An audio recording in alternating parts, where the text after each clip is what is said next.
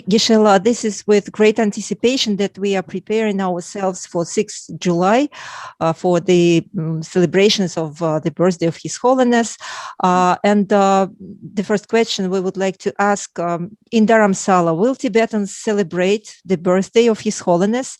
Will there be any kind of events, or due to the lockdown and the COVID situation, everything will be online? Maybe you could tell us just a few words about it. I don't know, but my feeling is that, yeah, because of the lockdown still, but it is gradually easing out.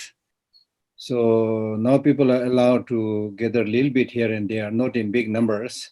So I don't think there will be large scale celebration, as we used to do.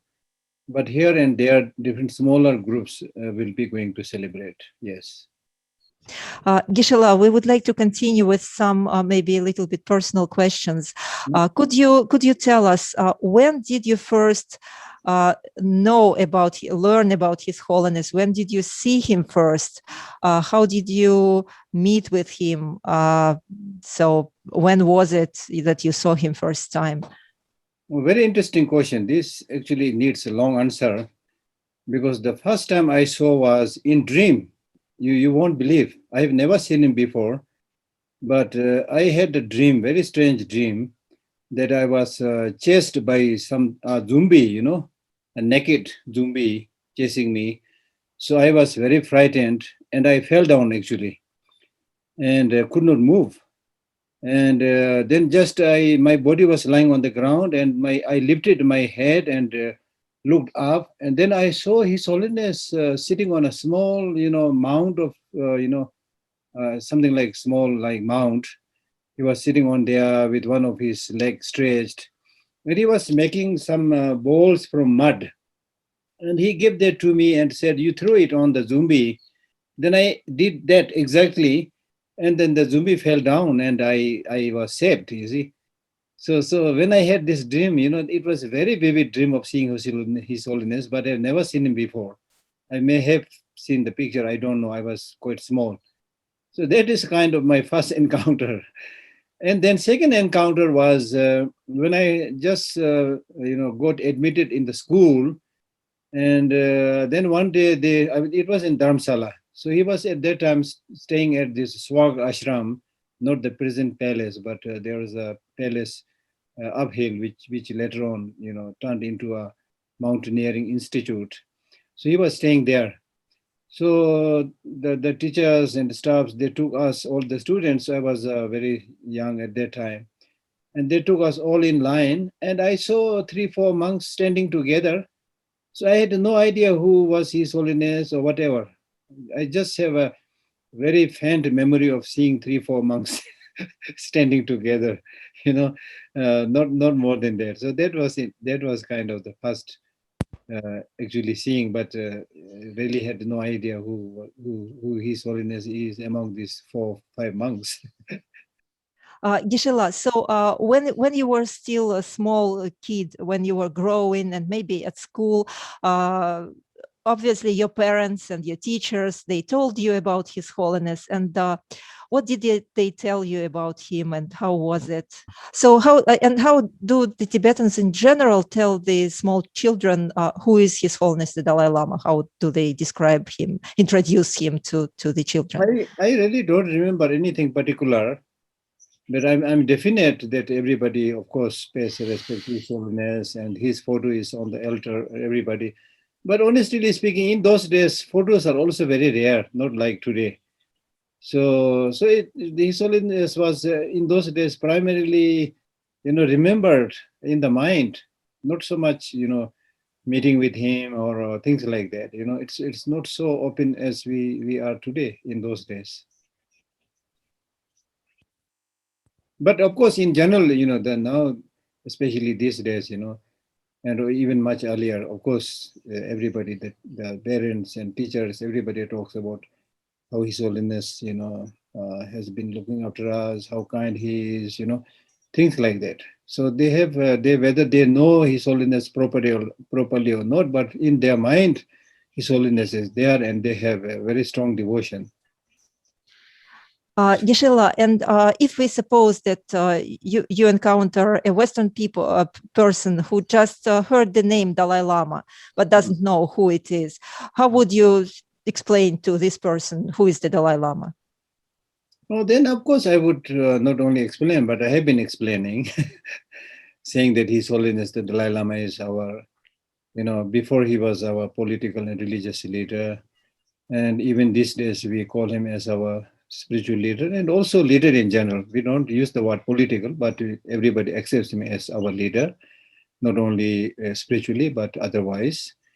And but for me, the best way I introduce His Holiness to other people is he is very down to earth, simple human being with no pretension, and a very compassionate human being who believes in what he teaches and tries to share this inner good qualities which he feels is really like the savior of mankind. So that much I know. He's very, very committed to what he teaches, not just talking. For example, compassion and nonviolence. It's deep down in his heart, and he lives in those qualities and practices that and teaches that. So that is how I teach. Not so much about that he is a reincarnation. Of course, if people ask, I tell them then those things. But generally, as a human being, simple human being, kind-hearted, always ready to help others. So, Gisela, for the Western people, and actually for myself being a Westerner as well, Dalai Lama still, I have this image of the Dalai Lama as the head of the state of Tibet, right? But now, can we say that he is still perceived as the head of the state of Tibet, or he is more of a spiritual leader nowadays? No, it is. In the new updated constitution, it is clearly mentioned that His Holiness is the undisputed leader of the Tibetan people. So not just the political leader like president or prime minister, but general leader, and leader in this sense not only religious but leader of people in general. So that is put in the new constitution. Are the Tibetans religious-minded people or not? Because I read in the books that in the ancient times, Tibetans were very religious. What is the situation today? No, in ancient times, much before Buddhism came, Tibetans were not very religious. In fact, it is the other way around, probably. Tibetans were like warriors, and they fought with the neighbors and conquered, big part of China and India and things like that. Okay, so they were like warriors. And then it's only after Buddhism came into Tibet that Tibetans got more compassionate, more tamed, and so Tibetans become completely changed after Buddhism came into Tibet. So Tibetans, after Buddhism came, Tibetans all become very devoted and religious minded. And the reason is because in those days, Tibet was in a completely isolated place, having not much contact with the rest of the world. And so the one thing that they admire most is the Buddhist practice. So therefore, everybody, young and old, they recite mantra Om Mani Padme Hum and go around the temple, do prostration and all those religious practices. Very, very strong because there is no material kind of attraction as we have today. So that was very much there. But now, because of the change situation, we are in China, of course, in Tibet itself, practicing Buddhism is very much discouraged, and young people and everybody is lured with some material attractions. Through that, they try to make Tibetans lose their identity, including the Buddhist identity and the Tibetan cultural identity, including Tibetan language. So that therefore they are having big problem. But they have still a lot of devotion deep down, but they can't express it very much. Then in exile, Tibetans are now scattered all over the world. So therefore, young people, they go to like Western university or Western school. So they have to spend a lot of time, learning their language and learning the modern subjects. And so they are more exposed to those things and not much less to the religious ideas. So therefore, there is a risk. There is a risk, but still, because of His Holiness and many other religious teachers, the devotion among not only elder people but among young people also is still very strong. Gisela, I saw myself that thousands and thousands of Tibetans, they come to Dharamsala, to Bodh Gaya, just to see His Holiness, to have a glimpse of His Holiness. So why do they do so? Why is it so important for them? What is the reason? What do you think? People go after each other when they find something attractive, just like boyfriend chasing the girlfriend. Okay, so like that, people love His Holiness. He's very fond. They are very fond of His Holiness. And in our ordinary regular life, we all have tensions, stresses, and difficulties and problems. So when they go to holy places like Bodh Gaya and things like that, so the place itself is very, very encouraging for spiritual practice. And then plus His Holiness Dalai Lama and other great teachers, when they were there, they could receive their inspiration, their blessing, their teaching, and also meet many other people who are like-minded, interested in spiritual practice. So they get a lot of encouragement, both from His Holiness, from the place, and from the, as in Buddhism we say, Vajra brothers and sisters. So there's a lot of encouragement. So it's really like charging them with positive energy so that they can, carry on with their regular life once they go back to their respective places. So His Holiness is, of course, a lot of inspiration, because as I said, the main reason is there's nobody who doesn't have any problem, you see.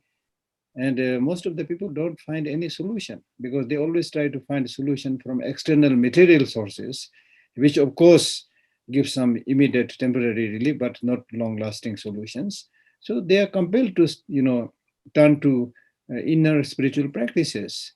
So to do that, you need to rely on a recognized spiritual master like His Holiness. So therefore, they come to listen to him in many places.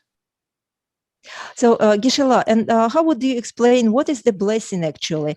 Because I am a Buddhist, but I saw many people who are non-Buddhists, but they come to receive a blessing from His Holiness. Will it somehow change their life? Will it solve their problems? Or how does blessing work in general? No, blessing basically, the word blessing means chilap in Tibetan, which means transforming into a state of magnificence. Okay, so that means blessing is not primarily given by a teacher or by a place, but once you go to such a teacher and such a place and get the inspiration, and then you find the conviction in their teaching, and then decide to implement whatever they could, and that definitely, I mean, you can't solve all the problem with one go, but that definitely makes a lot of impact in their daily life. They get some kind of transformation and positive change. So that positive transformation and change itself is the result of what you call as receiving the blessing. So blessing primarily has to be given by oneself to ones, okay, to oneself. But of course, the inspiration has to come from the teacher and the place and things like that. So it's very, very effective. It's very effective. Like for example, if you not necessarily religious leader, but how many people come together to reach to see Michael Jackson dancing, so what kind of inspiration do they get, you see? So what, it's not a spiritual blessing, but they see some good qualities there, they get some happiness, and there are certain things that they like which is reflected in that person, so they feel like doing more of these things. So that kind of inspiration from the spiritual side also. So, Gisela, I noticed that many Tibetans and actually our Russian Buddhists as well and Westerners, they love to touch His Holiness and they love when His Holiness touches them. And what is this tradition? What does it mean? When did it originate? No, this is nothing peculiar with Buddhism, like as I said, these days I give a lot of example with boyfriend and girlfriend, you see. When they hug together, what do they get, you see? There is a liking, attraction towards each other. And then human beings are born with this need to touch and to contact, you see. So especially when you get that touch and contact from somebody who you believe has the power and the efficacy to give you the blessing, inspiration. So with their attitude, in one case, the Lama, like His Holiness, definitely has power, or even otherwise, even if the Lama may not have much power, but when you have that belief that this person can give me this, and with this belief you go, you get that benefit, you get that help. So it is primarily dependent upon your mind. And then, of course, as I said, if the teacher is also really qualified, then you get that almost like charging effect. You see, charging effect. All the great teachers, they have this aura around them, halo as we call it, which basically means the energy. They have a special energy around them, and you can feel that energy. Okay, especially when you are touched, you can feel that energy. So that sometimes helps, awaken some of your, especially if you have a very good karmic connection, it will help you to awaken certain potentials that is hidden there in your mind. Geshe, who are the enlightened beings, and what is the difference between the enlightened beings and the ordinary beings? Now, enlightened beings can be understood in many ways. When we talk about ordinary beings versus enlightened beings, we are not necessarily talking about Buddha, but anybody who is much more enlightened than ordinary person. So there are many degrees. Like we have even among the bodhisattvas who are much more enlightened than us ordinary people. Then among bodhisattvas, there are many levels. Bodhisattvas on the first path, second path, third path, fourth path, fifth path, until you become Buddha. Okay, so all of these, enlightened beings have greater knowledge, greater qualification, greater kind of practice, and they are therefore greater blessing and things like that. So it's like really like somebody who is in the first class and second class, and then finally university, and somebody who has done PhD degree. So it is really recognition should be given to the various levels of mental transformation that they have. And primarily, the enlightened being refers primarily to those who have, controlled much of the negative emotions. So enemy is the internal negative emotions. Those who are able to control many of these negative emotions, some of them just make the negative emotions, not manifest. Some of them are able to completely reduce it, or some of them are completely able to eradicate it. So depending upon the degree, of how much they have control over themselves, different levels of enlightenment are recognized. But if a person, a human, is an enlightened person of a high level, he or she will still look like an ordinary person, or will there be any physical difference in the outlook?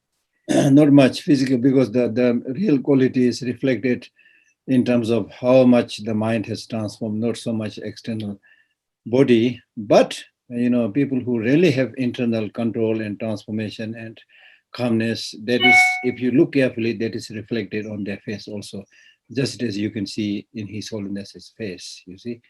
So the compassion, if it is there deep down in your mind, it is reflected on your face. It is reflected on the gestures you make, the verbal, physical activities that you do. So that can also be said. For example, in one of the texts, it says, just as you can see the presence of water, even if you do not know where the water is available, but if you see some of the water birds flying above, then from there you can see down there may be water. Or just as when you see the smoke, even if you don't see the fire directly, you can then infer that the fire is present. So similarly, the bodhisattvas and enlightened beings also, through their gesture, through their expression, external expression, you can find out that this is a great being. But of course, you cannot know the details of the inner enlightenment. Geshe, and when did you personally really meet His Holiness, when you were introduced to him and he knew who you are? When did it happen and how did it happen? При каких обстоятельствах состоялась эта встреча? Расскажите, пожалуйста. So what were the circumstances of this first encounter? Well, I remember this very well. The first actual kind of encounter was when I was a student in the Institute of Buddhist Dialectics. Then myself and another monk who is still there in Dharamsala, two of us got an invitation to visit some countries. And so just before departure to go to those countries, there was much early, very, very early. And then we sought an audience with His Holiness Dalai Lama. Okay, and then we were not very sure whether it is good to go those places or accept the invitation or not. So we consulted His Holiness also for that. So then at that time, one thing that really I can't forget is His Holiness was just standing, and when we came in, he just started walking up and down, and then while walking up and down, he was thinking, and then the word that he said was, "Go, go, go! It's okay, go," something like that. So that is very impressionable, and I remember that very well. But we did not take much time, to talk and things like that. We were just students, so we were there just to seek his blessing. Yeah. And Gisela, could you please tell us how did your relationships with His Holiness unfold in future? And we know that you were his translator, interpreter, and that you were his close Aid. aid. Yes. So if you could tell us about it a little bit. No, it was again very unexpected because although the Institute of Buddhist Dialectics is, very close to His Holiness office, but of course, and then of course, on and off His Holiness gives teachings in the temple, and we of course go to attend those teachings. But apart from that, except the one that I already mentioned, when we went to see His Holiness, apart from that, we never dare to seek an audience and go to him because His Holiness is too big, too high, and we have nothing to say things like that. So we never do that. So therefore, from that point of view, I don't have any personal connection either with him or to any of the members in office of His Holiness the Dalai Lama. So anyway, after I finished my study in the Institute of Buddhist Dialectics, I was working in Tibet House in Delhi, New Delhi. And then out of the blue, now this is a long story, actually interesting story, but I'm not going to explain everything. So one day out of the blue, the director of that Tibet house at that time, he came to me and he said, the office, is thinking about inviting you to translate for his teaching, Kala Chakra teaching. In fact, can you imagine the first teaching, Kala Chakra teaching that he was given in I think Zanskar in Ladakh. I think Zanskar, yeah. So then my immediate response was, no, I can't do this because I don't have experience. My English is not good. My Dharma is not good, and all those things. Then he said, no, I recommended you also because I've been working there. And anyway, you think about it. Okay. Then I don't know how much time has passed, but after some time, His Holiness was going to South India, and he was there in New Delhi. And then his principal secretary, he sent a message saying that he would like to see me. Then I went to see him, and he also proposed that I come and become His Holiness translator. Then I said, let me think. I don't have that necessary qualification, but let me think. And then he said, no hurry, because we are going to South India, which will take around a month. And then when we come back, I will meet you again. So that night, when I, went back to my room and thought about it, then I thought about few things. One, I had a very strong invitation to come to Depok Monastery to do my Geshe degree. I received 2-3 very special invitations, from the monastery. So I have that invitation, and I had basically planned to go there to do my Geshe degree. And now, on the other hand, you have this invitation to come and work with His Holiness as translator. So I thought about it. Then I felt, why should I wait for 1 month to give the answer? I should give the answer tomorrow. Because the reason is, even if I go and do my Geshe Laramba degree and all those great studies, the only thing that I can, if at the best, what I can become is, a great practitioner and move into the mountain. And if not, then probably I will become a teacher in the monastery itself. Okay. And then also because of my, little bit knowledge of English and other things, I might go to some Western countries and teach, Dharma center. These are the few possibilities. Then I felt, these are few possibilities. And of course, there are many teachers in various places. And now here, the translator is something that His Holiness of his needs. So I should go. I should go if it is useful. And so the next very morning, I said, okay, now I've decided to come. So like that, I decided in that way. Geshe-la, and do you remember the first time you were translating for His Holiness? Were you nervous? Was it difficult? Could you please tell about it a little bit? As I said, the first translation is very frightening because it was Kala Chakra initiation. I had not studied Kala Chakra, anything. So anyway, I was there. There were not many foreigners, I think around 25 or 30, something like that, in that remote place in Ladakh. So then when before the Kala Chakra initiation, there is a, in the very beginning, there is an occasion which is called taking care of the students. So very few students are selected, and to which His Holiness gives a very kind of internal short teachings. Okay, so I was on the stage with these few people, and I had to translate that. That was the first translation. So His Holiness said something, and I translated something. I had no idea, no clue what I translated. So that clearly shows how nervous I was at that time, you see. Okay. But of course, whatever I have translated, nobody will come to beat me. So, so that was the first translation, yeah. Geshe-la, we know that His Holiness is quite fluent in English, actually. Yes. But could you please tell us, do you know how did he study?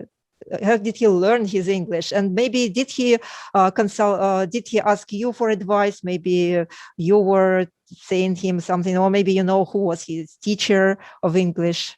No, He's always studied English, even when he was in Tibet. Okay, he had some teachers there, this man who wrote 7 years in Tibet, I forgot the name. So there were some foreigners who taught him. He studied a little bit. He used to read some, magazines and things like that about the World War and those things. And then after coming into exile also, he studied a little bit from some Indians also. I mean, I think probably a little bit from some of his liaison officers or things. I don't know the detail, things like that. But when I was working in His Holiness office, His Holiness was then not making any attempt to study English or improve his English. Okay. And of course, he was like he can speak and teach in English, but people even suggested that in certain cases, His Holiness should pay it more attention and improve his studies. Some people also give him some, English studying tools, machines, to listen to the pronunciation and things like that. And His Holiness at one point, a little bit frustrated, and he said, no, too old to study. It's okay. People who can hear. If not, then okay. so then he did not make much attempt to. But of course, His Holiness is always paying attention whenever he's speaking, Geshe-la, as far as I know, whenever I see His Holiness, he is always smiling, he's joyful, he's very kind, and is he like this all the time, like in when he sees people and in private, or is he? And the first question is actually, why is he so joyful and so happy and smiling? And the second question is, does he change when he is in the private environment, or does he remain the same identity? Well, generally, he's private or in public, he's same. He's very jovial and very happy. But of course, there are occasions when he has to show his seriousness. If people are making some silly, stupid mistakes, he would then, of course, reprimand a little bit, saying that how come you're not paying attention? How come you're not looking after these few people? Things like that. He has to show his seriousness. Okay, then sometimes some scoldings, but he might give you a big scolding at one point, but then the next hour or next day, he's completely forgotten all those, and there's no sign of what has happened yesterday or things like that. He will be as jovial and as friendly as before. So that is why His Holiness clearly said, I do get frustration sometimes, but it does not last long. So there's the difference. For many of us, when we get angry with somebody, then we keep it in our mind, sometimes for days and sometimes for months. But that is not there with His Holiness. Yeah. And then I think the real reason he is very happy and jovial is, of course, his practice in general, and especially whenever he sees people, he sees them as similar like him, wanting happiness, not wanting suffering, but still having a lot of problems. So he has this approach and feeling of closeness to everybody, having recognized that basic sameness. We pretend ourselves in different forms. I'm president, I'm prime minister, I'm businessman, rich, but he doesn't see in that way. He just see others as another human being, striving to live one's life, but having difficulties here and there. Everybody has that. So with this recognition, there's no reason to get kind of annoyed, get very angry to somebody. It's not worth getting angry. So that is, what is being explained in Shantideva's Bodhicharya Avatara. How can you become angry? How can you, who is impermanent, become angry to another who is impermanent? How can you develop attachment? How can you, one with attachment, develop attachment to someone who is also impermanent? You see? So because of this impermanent, there's no meaning to get angry, to develop attachment, because of this transient nature, So all these realizations, I'm just talking, and His Holiness has that deep down realization. So that completely changes his attitude, Geshe, I had an opportunity to feel myself that His Holiness is a very open-minded and very kind person. Are there any practices in Buddhism that lead especially for accumulation of these particular qualities? Yeah, as I said already in the previous question, in my answer to the previous question, that once you see that you are going to die any day, similarly, the other people, they are there here today, maybe gone tomorrow. Especially during this pandemic, it becomes very clear, right? So once you really deep down see that, then the only thing that is meaningful and worthwhile is to live harmoniously and lovingly and compassionately when you have the time to live together. It's only that which makes meaningful, which makes sense. The others, like division, segregation and fighting and conflict and killing, if you think carefully, stupid, doesn't make any sense. So that's why Shantideva said that since all people are going to die, you don't have to make attempt to kill because everybody is going to die. So like this kind of wisdom, once you get this kind of wisdom, then you can see the reason why these inner qualities of compassion, love, and harmony, non-violence are important. And the other negative qualities like anger, jealousy, hatred make no sense at all. Because the whole university, not only human beings, if you look at the whole universe, you will find that they all survive in harmony, not through conflict, not through disagreement. So once you are able to develop this kind of bigger, understanding of the reality, that's why in Buddhism we talk about shunyata, which is nature of everything. You see, in that state of shunyata, there's no room for division. You see, I always give the example. For example, when a bird flies in the space, the bird never thinks any part of the space is his own. He never develops that possessiveness because he is able to experience that vastness. And then those of us who don't have that understanding, then we focus on small things and then say, this belongs to me, this belongs to you, and then we make all the division. So that's a clear indication of our lack of knowledge and narrow-mindedness. But the more you understand the reality of nature, then we are all same. Gisela, when I look back, I have a feeling that in the earlier times, people were living more collective lives, and now we are more kind of atomized. Everyone thinks only about me, I, my. So do you think that in our times, it is possible to kind of get rid of our ego or abandon our ego? Because I feel that if you understand that the ego is the root of our problems, because I have this feeling that today in modern times, it is very difficult to get rid of our ego, to be free of our ego. Yeah, there is a verse in Abhidharma which says, we have not removed the negative emotion, and the objects of the development of negative emotions are always there. Okay, and the improper attitude is always there with us. So therefore, all the causes for production of negative emotions are complete. So through this, what I'm saying is, the real source of negative emotions is within us, all of us, whether people of the past or today. There's not much difference, I think. But the difference, you are in a way, correct, is the difference is today, in addition to our regular normal tendency to chase after sensual objects, today the sensual objects are made more attractive through science and technology.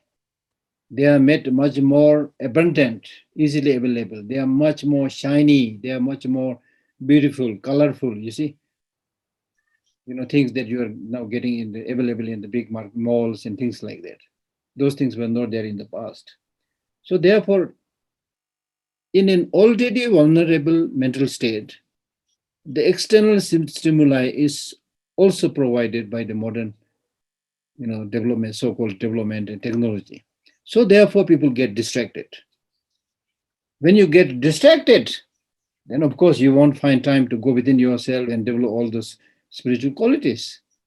So in ancient times, people by nature not necessarily be better, but because of the situation, people have much less, greed in the sense that the external objects are not easily available. So they have to walk with the nature, they have to live with the people.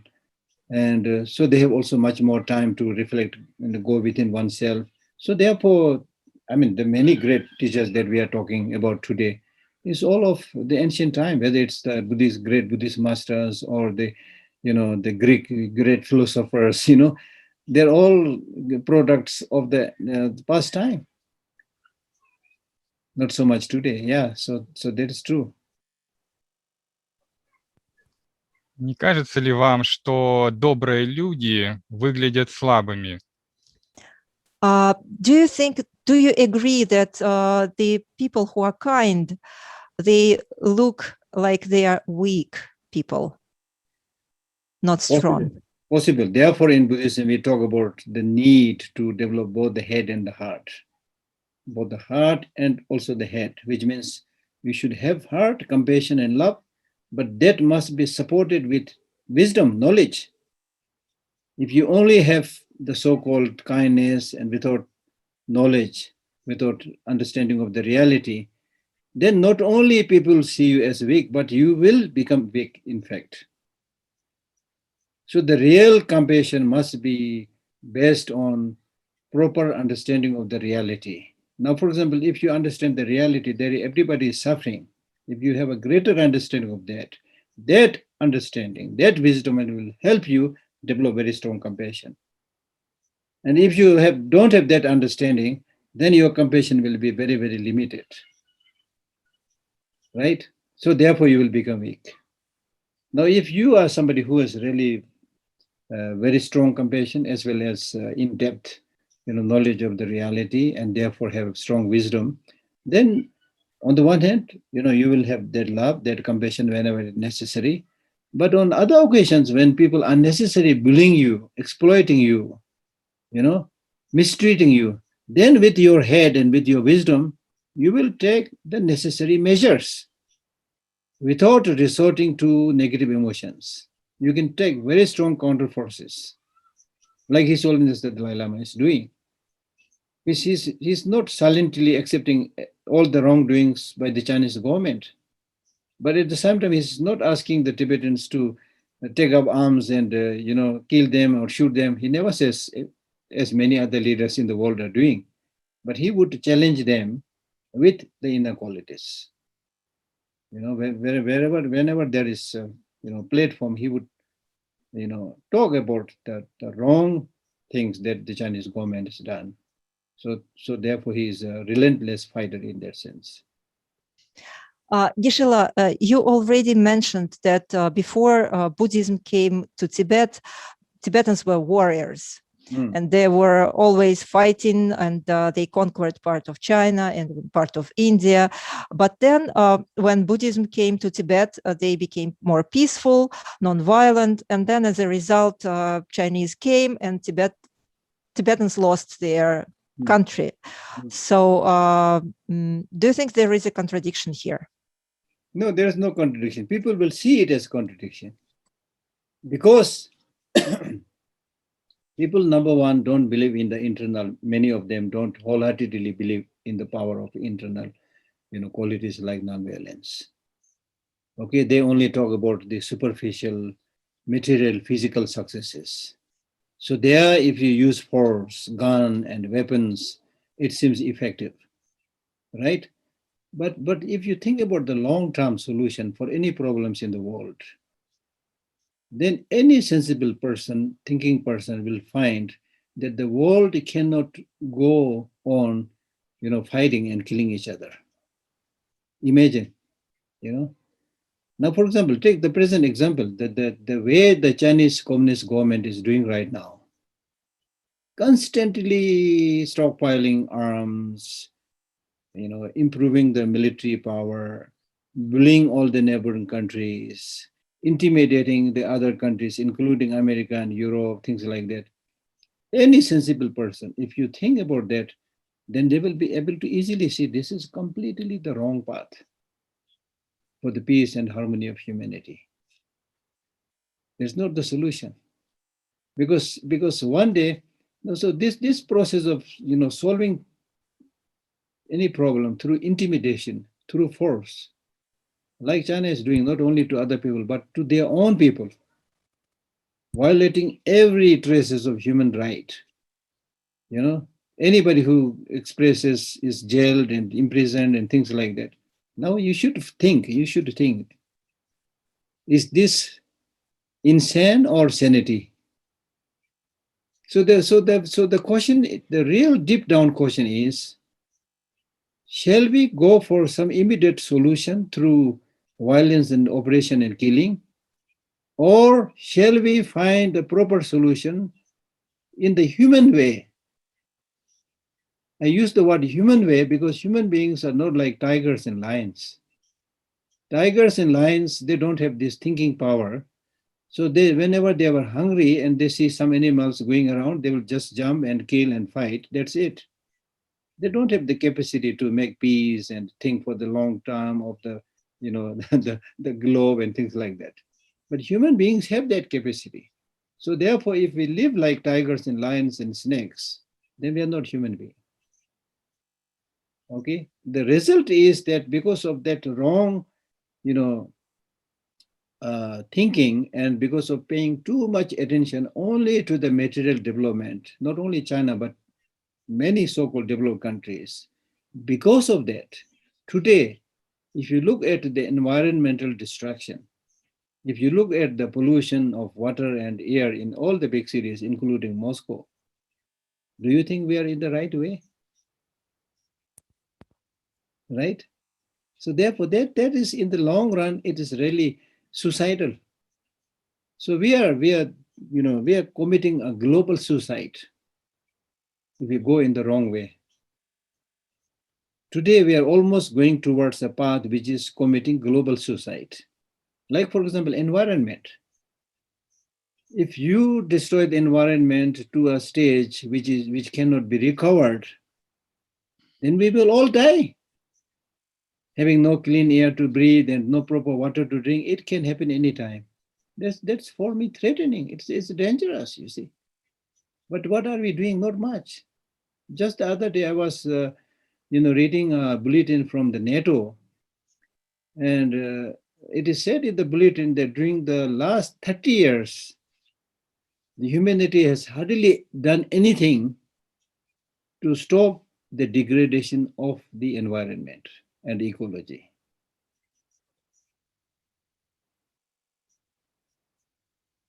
So the choice is ours, which one is good. But if you resort to violence, it looks like, on the spot, it looks like, solving the problem easily, quickly. But if you look carefully, there's no solution at all, because violence breeds counter-violence. And it will become an endless cycle of violence. Geshe, in Russia, we have a kind of a saying. I don't know if there is such a proverb in the other countries and languages, but we say that the kindness should be with fists. Do you agree with this or not? I don't use the word fist, but I have myself always been saying, be kind and tough. That's what I learned through my practice, and also when I worked with His Holiness in the office, So be kind. Deep down, you try your best not to let yourself controlled by negative emotions, and try your best to be compassionate, things like that. But that doesn't mean that you become a victim. You become weak, but tough. And there is every reason to be tough. In fact, as I said earlier, compassion and nonviolence is sign of strength, not weakness. Instead of resorting to these inner qualities, if you resort to weapon and gun, then you are actually weak, because you are unable to solve the problem by yourself. So therefore, you are using external weapons to kill people, intimidate people, you see. So that means you are weak. So therefore, people like Buddha or Gandhi, without taking up arms in the face of threat, even to their life, they remained calm, compassionate. That is the solution. That's the solution. So today you can see how many millions of people are wholeheartedly following Buddha or Gandhi, these inner qualities. But then look at those dictators that happened in our history. How many people are there today who wholeheartedly follow these dictators? At that particular moment, because their life is threatened, they have to pretend that they are following. There's nothing they can do more than that. But then when they get the freedom, you won't find anybody following them wholeheartedly, except some bunch of crazy people and dictators who want to copy those dictators. They will follow. But otherwise, wholeheartedly with one's own freedom, we will not follow those, dictators. Geshe, I would like to maybe argue a little bit with you. So if we kind of go back in the time to the times when before the Chinese occupation of Tibet.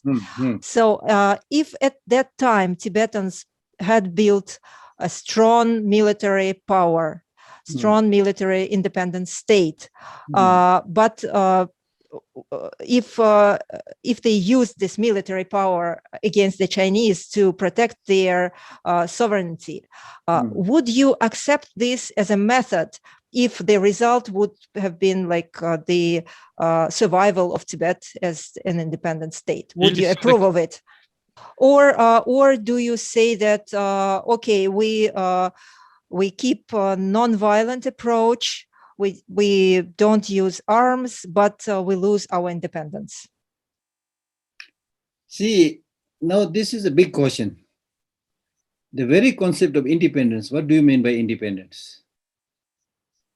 Within the ordinary framework, when a country is not ruled by other country, then we say it is independent country. But in the real sense, how much people are really independent in their so-called independent country? For example, in China today, is China an independent country? Yes, they will say, in ordinary worldly terms.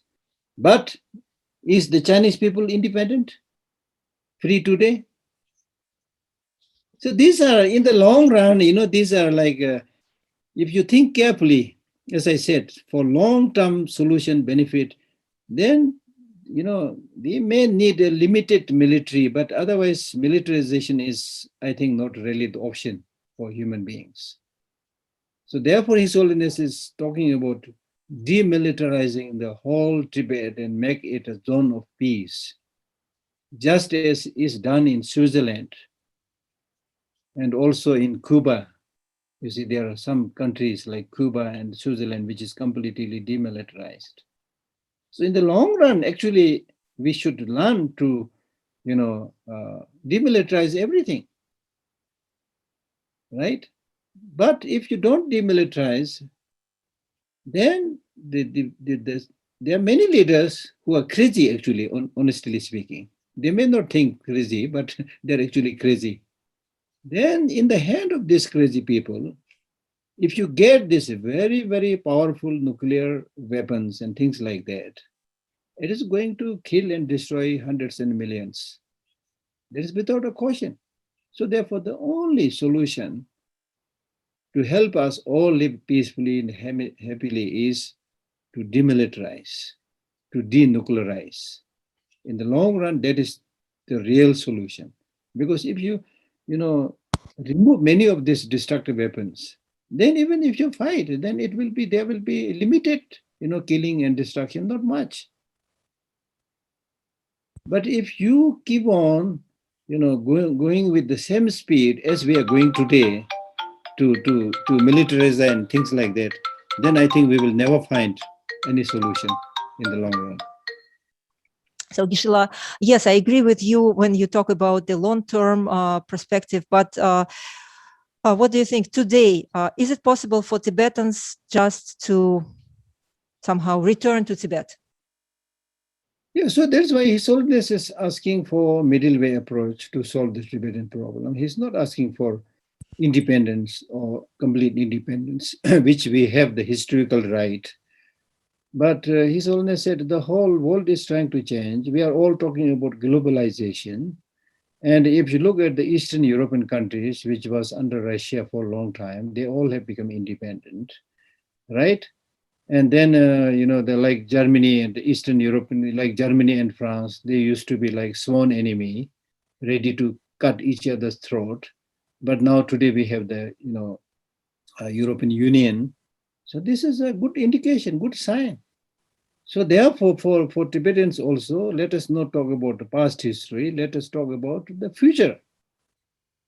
So His Holiness said, leave the history to the historians. Let us think about the long-term future.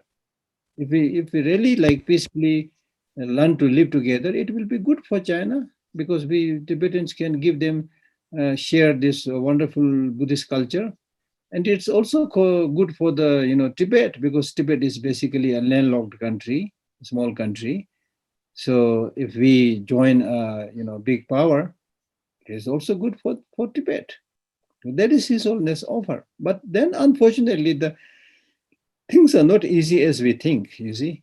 On the one hand, His Holiness and Tibetan, especially His Holiness, is a wonderful approach. Then the other hand, there is none of this positive approach. They only want to get the advantage, They get advantage of the Tibetan resources, the Tibetan country. They don't like the Tibetans. They like the land of Tibet. So that's the problem. So that's why, Igor, your question is still relevant because not everybody is compassionate and good, you see. So how are you going to survive in such a hostile situation, you see? So therefore, it's very complicated, very complicated. But then, as I said, sometimes even if you get independent, then your own ruler may be a dictator. You see, then what will you do? So all this complicated situations. Почему китайское руководство не хочет, чтобы в Тибет вернулся его святейшество Далай-лама? Why do you think the Chinese leaders don't want His Holiness the Dalai Lama to come back to Tibet? Because they feel threatened. They feel threatened because Tibetans show so much respect to him. Forget about His Holiness. Even when His Holiness sent his first, second, third delegations to Tibet, the Tibetans in Tibet have so much pent-up energy. They've suffered so much. So anything represent His Holiness, when it comes there, they just express their emotion. Even the Chinese army is difficult to control them. We have seen this earlier, you see. Hundreds and thousands of people just shout and cry and, try to even touch the cloth of those delegates. We have seen all those. So now His Holiness is their dream. Day and night, they think about His Holiness. If He physically comes there, despite the Chinese, planning to stop everything, I think that it will create a very shameful sin for them. So they are frightened of that. Although they black out and censor all the media and things like that, but still somehow these days, news just goes out. People figure out, especially if His Holiness goes to Tibet, then he will not be just going there as one person. He will be going with a huge, media group. And so it's not easy. When we say His Holiness going there, it's not easy. So Chinese don't want to create another scene. Geshe-la, if we look at the history of the previous Dalai Lamas, from the first one to the present one, we can see that each of them, we can say, had a mission or a job to do in his reincarnation. So what is the mission and job of His Holiness, the 14th Dalai Lama, in his present life? No, I don't think each has a special, separate mission. For example, some of the Dalai Lamas, they hardly did anything. They died very young. So I mean, there may be a purpose of his just appearance and disappearance, but it's difficult, to say that is a mission accomplished. But in general, all the Dalai Lamas are accepted as an embodiment of Avalokiteshvara, which means the embodiment of compassion. So therefore, to help people nurture compassion, loving kindness, and to share it, that I would say, is their real mission. But then in one sense, because of the situation and environment in which each of the Dalai Lamas are born, so you're right in that sense, they might have a special opportunity at that relevant point. So they will deal with it. For example, with His Holiness Dalai Lama, the situation was a very difficult situation. He was very young and he's hardly finished his study. And then the Chinese, invasion came and he has to, pay attention to his, Geshe degree and also to the invasion. And he's of a, minor age. And then suddenly the Tibetan government requested him to take over the leadership, when he was just 16. So he took all those responsibilities and kind of brought confidence and hope to the minds of Tibetans. And then since then, even after coming into exile, he's really the hope, the torchbearer of all the 6 million Tibetans. So because of that given situation, His Holiness, yes, was able to kind of fulfill a kind of special mission. And in fact, His Holiness himself has narrated that the reason that the 13th Dalai Lama, become, old quickly when I was in his 50s, suddenly he become, his hair become white and things like that, and then he passed away. So His Holiness felt that there is a special reason of his passing away, because if you remain still, more, then he may be in terms of age, he may be in a situation where he will not be able to carry this long responsibility after the Chinese invasion. So therefore, he passed away, quite relatively young, and then the 14th Dalai Lama came into the scene, and right from age 16, he's until now he's able to take this long, responsibility. So in that way, there is a plan.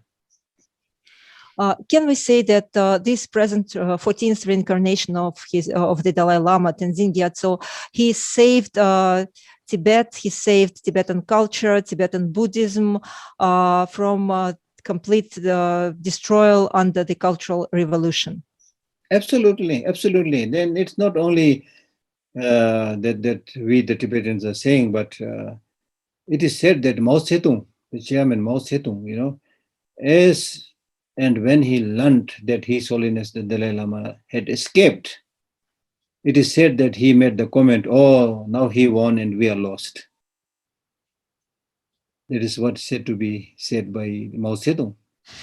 So then it is after his coming into exile that he did all this yeoman's service of establishing Tibetan schools where both the modern and the traditional subjects are studied, then establishing all those monastic institutions, which really have once again become almost equal to the monasteries that we used to have in Tibet, where there's a complete, many years program of study and things like that.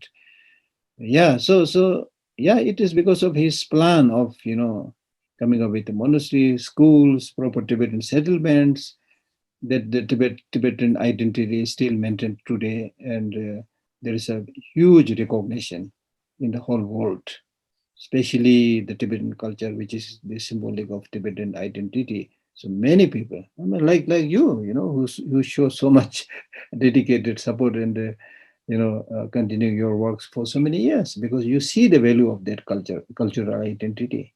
So this is all because of course, everybody has made some effort. Other leaders, other Tibetan lamas. I'm not saying just His Holiness, but His Holiness is really the main, power, the leader, who did all these things. Gisela, Tibetans were very successful in re-establishing the monastic institutions, the monastic university, and in re-establishing the whole system of monastic education. But today it seems that the Tibetans, they are less interested in pursuing the monastic education. They are more attracted by the external material things. Is it correct? Do you think it is happening now? Есть ли угроза And для... is there a danger for the Tibetan Buddhism in It this is regard? correct. It is correct because Tibetans are like any other human beings. Like we all get addicted to what is seeable, what is observable, the material glamours, and especially young people, they don't have life's experience. So therefore, they easily get attracted to all these things. That is absolutely true. But at the same time, this does not mean to say that nobody shows interest. There are many young people who show a lot of interest, and now gradually groups are forming in various places, and their main objective is to preserve the Tibetan culture and the Tibetan religion.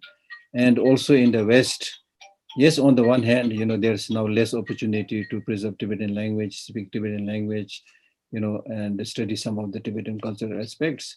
But even after that, there are many young people who get very good degree, and recognition in some of the prestigious American and European universities. And once they have reached that level of recognition and study, then many of them now focusing on, writing books on various aspects of Tibetan culture and spearheading some kind of programs to help Tibetans back in India or back in Tibet to nurture the Tibetan culture and identity. So, in the one hand, unfortunate things are happening. On the other hand, people are also now more aware because their education is generally becoming better. So, with that, they have more awareness about the international status of Tibet and what is happening in China, and they have the capacity to respond the Chinese wrongdoings. So, those things are also developing. But you're right. We need to be very careful. And in fact, I'm one of the persons who have been repeatedly urging our Tibetan government and others, saying that when it comes to preserving Tibetan culture, it is not just making Tibetan language and other some subjects available to study in the school. That's fine. That's good. But when you talk about preserving Tibetan language, preserving Tibetan culture, you are talking about preserving a culture which is very vast and deep and sophisticated. Similarly, the language. So therefore, in that field, you need to really select, some young people, bright young people who already have some cultural studies and backgrounds, and further nurture them so that they become efficient teachers and leaders on various aspects of Tibetan culture. So I have been personally urging this to, many Tibetans, and I myself are planning to do certain things like that also. Geshe, when we talk about Buddhism, there are kind of two aspects, the aspect of faith and the aspect of knowledge. Can we put the equal mark between them, or are they excluding each other? No, they are related to each other. Not necessary to say equal, but there are many types of faiths. But if you really understand the Buddhist teaching, then the faith that is promoted in Buddhism is not a blind faith. It is faith based on reason, based on knowledge, based on wisdom. So therefore, knowledge actually should support the proper development of the faith. Therefore, if your faith is not based on proper knowledge, proper understanding, then that faith is very shaky. It is not reliable. The person can change his mind, on different, in different situations. So therefore, the faith that is encouraged, especially in Mahayana Buddhism, is faith based on knowledge and reason. And we call it faith of the intelligent people, not the faith of people who are not intelligent. People who are not intelligent, they follow something like a blind faith without caution. So that in the long run is not good. So therefore, we must develop faith based on reason and wisdom. Geshe, in the early days when Buddhism, Tibetan Buddhism, was first came to the West, it became kind of a trendy thing. Many Westerners, they were attracted by it. They wanted to receive initiations, to do some rituals, so maybe recite prayers. But today, I would say that the situation changed somehow. People are not already satisfied with the external things. They want to go deeper. They want to understand how it works. And for this reason, they say, I don't need this faith, religious faith. I just want to understand with my reason how it works, kind of deconstruct it to make the best of it. Do you think this approach is a viable approach, or? No, as I already said, when they say they don't need faith, if they're saying I don't need this blind faith, then they're absolutely right. But if they are saying that I don't need faith based on knowledge, then they're stupid. Because the more you develop understanding of the reality, the faith will naturally come. Just like, for example, your relationship with your husband and wife, the more the husband sees the wife reliable, the more there will be faith. So faith is a kind of byproduct of your knowledge and reason. Faith basically means you develop the conviction. Yes, this is working. This is true. You trust it. That is called trusting faith.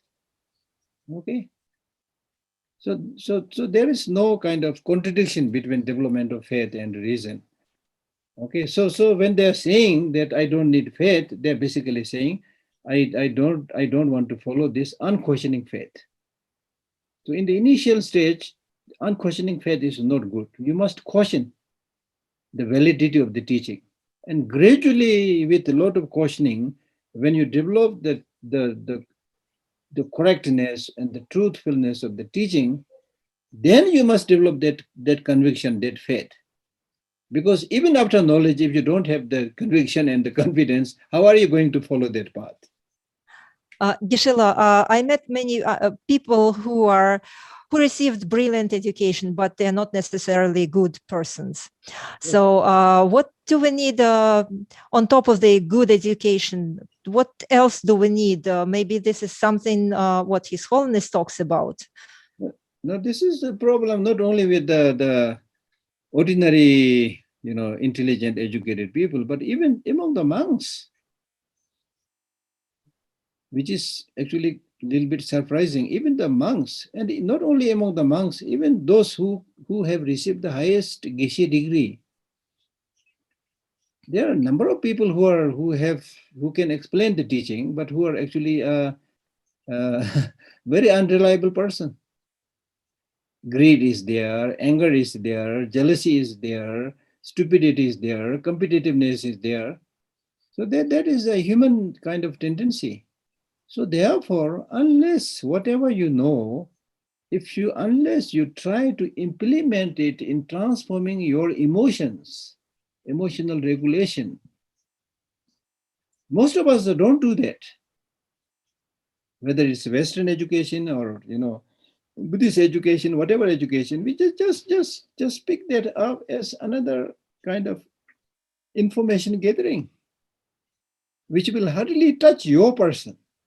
You see, the real education, not only Buddhism, but in education also, the real education is human flourishing.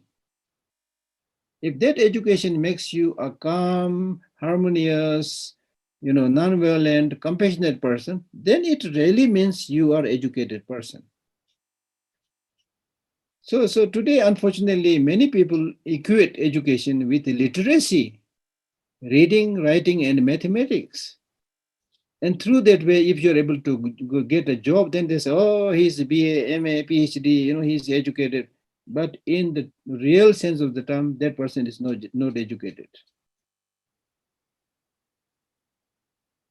Right? So therefore, in Buddhism also, you may, it's not me saying, there are many quotations in the Buddha's teaching.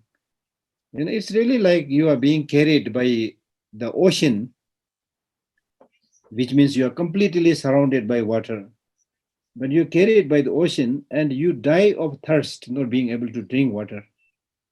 So you may be surrounded by a host of information from the Buddhist teaching and things like that, but if you don't implement, not only it will not help you transform you, you might even become more egoistic than those people who don't have the education, you see.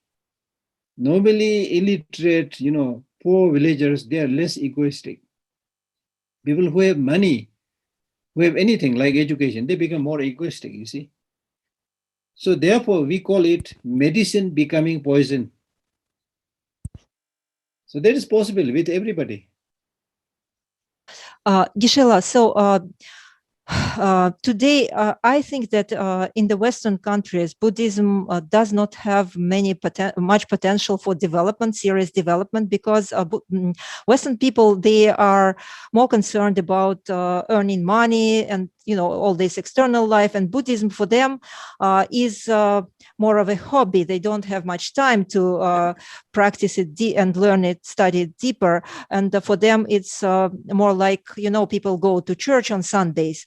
But and on the other hand, for Buddhism to develop, to thrive, we need maybe more monks. But this is also not very popular and realistic in the West. So do you think that Buddhism has any potential for development in the West? Much potential, because now today, for example, in Europe, Buddhism is said to be the fastest growing religion today. So similarly, in America also, I think the number is increasing. But this is number. But in terms of actual practice, yes, to some extent you are right. But at the end of the day, it is not just by increasing the monks' population that Buddhism will flourish. It is by educating the monks as well as the ordinary people that we can make Buddhism flourish in the world. So, yes, you are right, because of the material kind of attraction and busy life, many people don't have much time.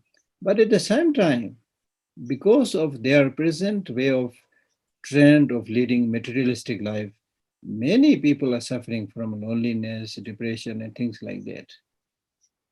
And now they are compelled to look for solution. So many of them have turned to psychotherapists for the solution. So therapy is a booming business in many Western countries, especially America. I know that. I visited many places like that. But that also does not give long-term solution. So therefore, now many are not necessarily becoming Buddhists, but many are drawing lessons from the Buddhist teachings. And many of them may not profess to be a Buddhist, but they are borrowing the psychology and the teachings, philosophy and psychology from Buddhism and implementing it in their companies, in their institutions. So that way, many of them are getting benefit. And now, for example, today we talk so much in the West, we talk about, the secular education. So many of this Western great thinkers, they are heavily borrowing from the Buddhist idea, Buddhist concept. And His Holiness himself encouraged to do that. He said, so long as it is beneficial, you don't need to use the Buddhist, say that this is a Buddhist thing. You don't have to say it, so long as it's going to benefit everybody. Take everything from me. For example, if you read this book, it is interestingly lying on my table, Force for Good. So Daniel Goleman, who has written all this, emotional intelligence, things like that. So he writes in this book, he's always saying that take everything and use it to benefit many others. So in that way, I think it is benefiting many others. So as earlier you mentioned, people now show more, interest in Buddhism because they really see the benefit of it. So they try their best to spend much more time. And in the beginning, yes, people who show interest were just like, the filmmakers and then the hippies, So they find another interesting pastime. So Dharamsala, I remember Dharamsala used to have a lot of hippies in those days. Now, less and less people, those who come to Dharamsala, they really are serious and come to study. Even like in the library itself, we have now, before the pandemic, we had, Russian science students coming from Moscow University studying in the library. We have science students coming from Emory University and studying in the library, you see. And after just 2 or 3 days a week, 3 weeks course, they all make great comments by saying that their life got transformed, you see. So therefore, it is important for us to make the teaching easily available, and that is something that is really important. But there is a lot of need. Gisela, you spent so much time with His Holiness, and what are the qualities that probably you learned from His Holiness? So there is and Gisela, yes, and there is another part of this question: the qualities that you learned from His Holiness, and that you think that would be good if everyone would aspire for these qualities and develop these qualities in them. There is a saying, there is a teaching which says that if you throw a dry, log of wood into the water and let it remain there for 100 years, the leaves will never grow there. So like that, I had the privilege of working with His Holiness for many years, working in his office and also receive his teachings. But a person like me, difficult to transform, you see. So like that log of wood. So I can't claim that, I got this advice and I got transformed, things like that. But I do find that without consciously knowing much, I do find that His Holiness's, teachings and having worked with His Holiness, many of his ideas have quietly seeped into my mind. And so therefore I do believe that it has made some impact in my life. But one thing that is amazing and I try to also emulate is that, as I said right in the beginning, people regard His Holiness as the reincarnation of Avalokiteshvara, embodiment of compassion. Some people even call him God and things like that. But he never says, I'm God or I'm Avalokiteshvara. At the most, he would say, I may be the messenger of Avalokiteshvara and things like that. So he never pretends that he's somebody high and things like that. So that is very amazing to me. Because these days there are many people who make self-proclamation that he's somebody, special and things like that. But His Holiness discourages those things in accordance with the true spirit of the Buddha's teaching.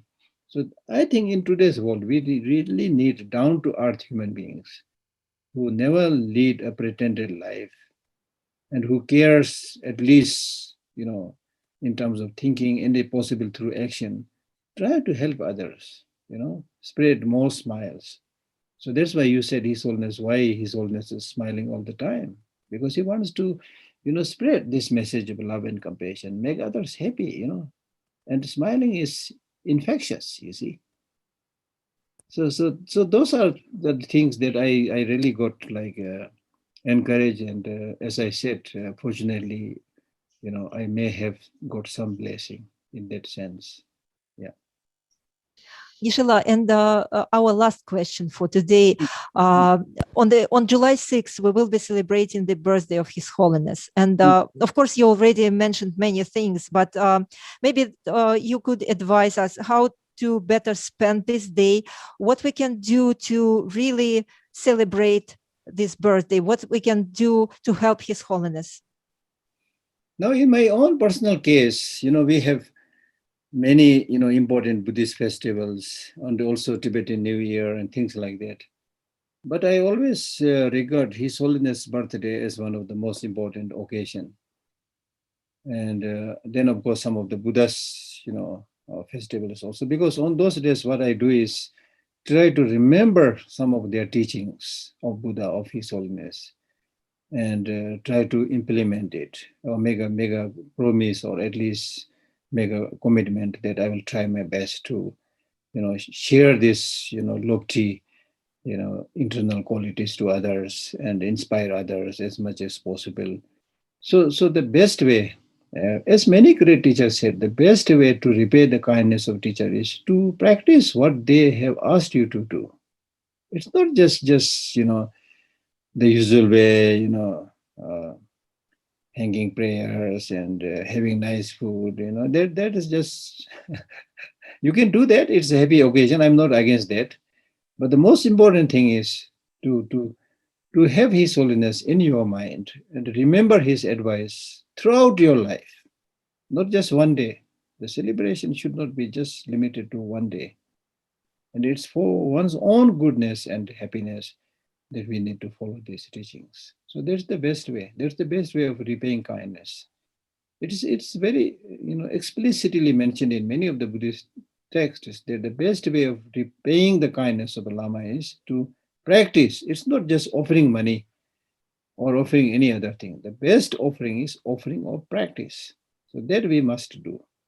And His Holiness has always said, you pay a lot of respect to me, and you even go to the extent of calling me the reincarnation of Avalokiteshvara. But look at my situation. I have only two hands. His Holiness said this. I have only two hands. So if you admire me, if you love me and like me, then be my hand. So you can be His hand, doing your, just as you are doing. I believe that what you're doing is really like hand of His Holiness in Moscow. The Safe Tibet Foundation. All of you have been for years in and out doing your playing your part. So those are practices of offering. So be happy with that. Rejoice.